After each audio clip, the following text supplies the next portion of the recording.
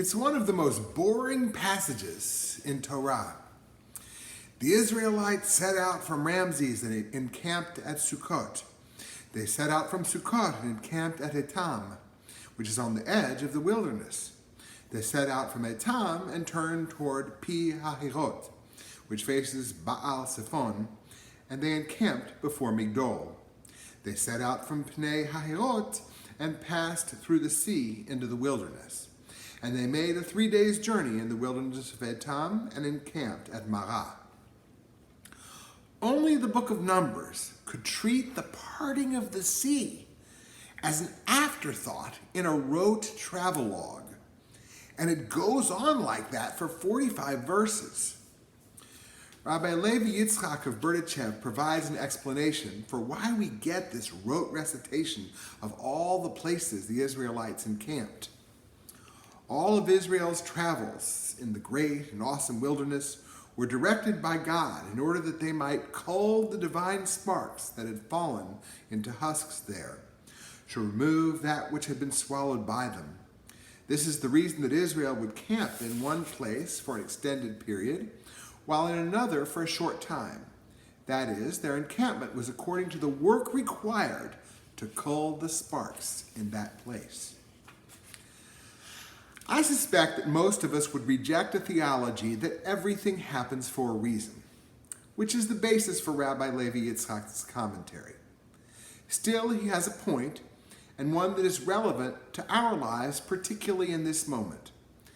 As Rabbi Alex Kress points out, the Israelite journey from slavery to the land of Israel reminds us that there are many chapters that shape who we become.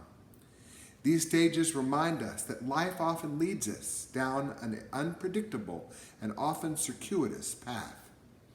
Sometimes we fail in ways that inflict moral injury and pull us to an unimaginable low. In other moments, we reach heights that soar past our wildest imaginations. Most of the time, we forget to find holiness in the mundane steps of our journey, or offer gratitude for whichever stage we find ourselves in. The children of Israel, their spirits broken by slavery, constantly rebel against God and Moses, indicating by their actions that they are by no means ready to live in fidelity to God's will in the promised land. They must endure hardships, experience the husks of life, and then remove those husks to find sparks of holiness. Similarly, each of us endures hard times in our lives. Sometimes tragedy and misfortune befall us. At others, our own actions get us into trouble. Looking back at a low time in my own life, I recognize years later what I could not see at the time. I needed to remain encamped, as it were, in that awful place, not just for a week or a month, but for a year or two, in order to learn hard lessons and emerge healthier. Removing the husks to reveal the holy sparks takes time. None of us is responsible for the pandemic, from which until recently we thought we were emerging.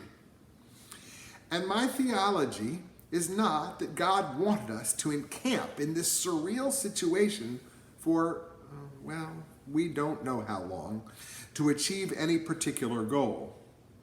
Still, I suspect that we are all learning a great deal from a time for which none of us would have wished. The husk of our all too busy lives gave way to reveal holiness we could experience by moving more slowly. We learned, or we reminded ourselves, what is most important. We protected our health at the expense of enjoying our lives as we usually do. We noticed what we missed most. Yes, we longed to eat in a restaurant or get out on an airplane. But what bothered us most was not seeing loved ones for extended periods of time. The husk of our typical distractions gave way to focus on holiness.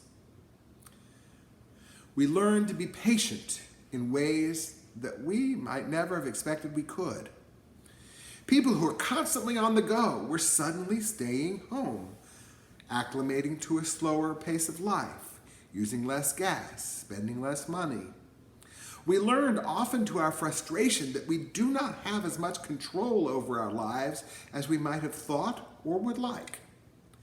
The husk of being a control freak, a tendency I suspect I share with many of you, slowly gave way to reveal holy nuggets of acceptance.